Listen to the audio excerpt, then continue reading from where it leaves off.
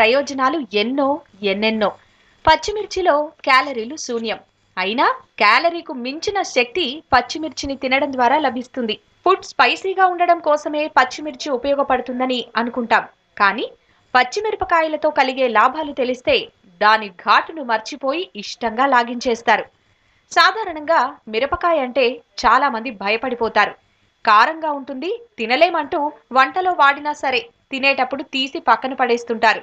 ఎండు కారం పొడికి బదులుగా పచ్చిమిరపకాయలను కూరల్లో వేస్తారు. పచ్చిమిరప వల్ల కూరలకు చక్కని రుచి వస్తుంది. కొంతమంది పచ్చిమిరపకాయలను అలాగే డైరెక్ట్ గా కూడా తింటారు.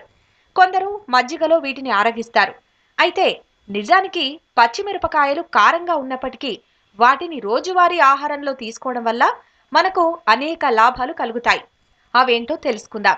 పచ్చిమిర్చి కారంగా ఉంటుంది, కానీ దానిలో విటమిన్ సి కూడా ఉంటుంది. రోజు ఓ పచ్చిమిరప తింటే